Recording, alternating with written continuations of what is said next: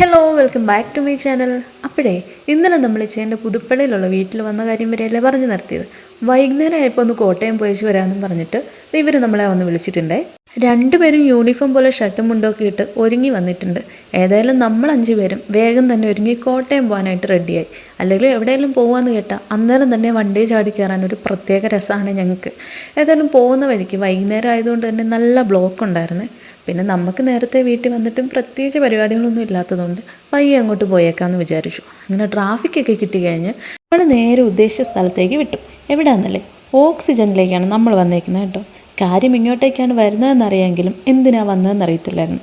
പക്ഷേ അവിടെ എത്തിപ്പിച്ചതിന് എന്നോട് പറയാം, നിനക്കിഷ്ടമുള്ള ഒരു ലാപ്ടോപ്പ് എടുത്തോളാൻ. സത്യം പറഞ്ഞാൽ വണ്ടടിച്ചു പോയി.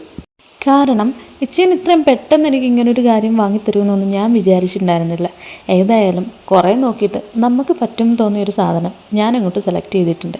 ഇതിൻ്റെ ബേസിക് ആയിട്ടുള്ള കാര്യങ്ങൾ മാത്രമേ എനിക്കറിയത്തുള്ളൂ. ഡീറ്റെയിൽഡ് ആയിട്ടുള്ളതൊന്നും എനിക്കറിയത്തില്ല. അതുകൊണ്ട് തന്നെ അവർ പറഞ്ഞ കാര്യങ്ങളും കേട്ട് എൻ്റെ ഡൗട്ട്സും അവരോട് ക്ലിയർ ചെയ്ത് കേട്ടോ.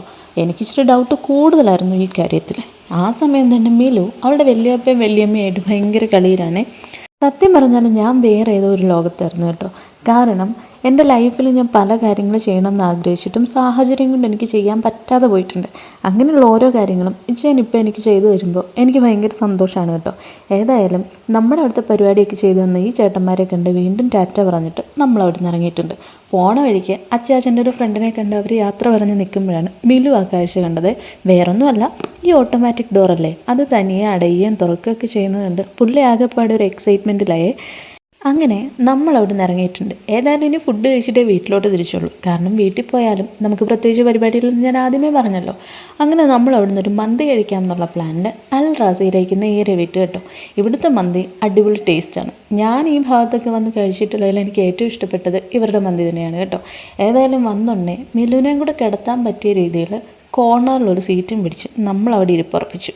അങ്ങനെ സാധനമൊക്കെ ഓർഡർ ചെയ്ത് വന്ന പാടെ മിലുവിൻ്റെ മൂഡ് മാറുന്നതിന് മുന്നേ നമ്മളെല്ലാവരും കഴിച്ച് വേഗം തന്നെ വീട്ടിലെത്താമെന്ന് വിചാരിച്ചു. വീട്ടിലെത്തിക്കഴിഞ്ഞ് വേറെ പ്രത്യേകിച്ച് പരിപാടിയൊന്നുമില്ല കേട്ടോ. അങ്ങനെ അതേ രാത്രിയായി നമ്മൾ വീട്ടിലെത്തിയപ്പോൾ സത്യം പറഞ്ഞാൽ ഇന്നത്തെ ദിവസം എന്നെ ഇത്രയും ഹാപ്പി ആക്കി വെച്ചതിന് എൻ്റെ ചേട്ടനോട് ഞാനൊരു സ്പെഷ്യൽ താങ്ക്സ് പറഞ്ഞുകൊണ്ട് ഇന്നത്തെ നമ്മുടെ വീഡിയോയുടെ വൈൻഡപ്പ് ചെയ്യാണ്. അപ്പോൾ അടുത്ത വീഡിയോ വരുന്നത് വരെ ബായ്.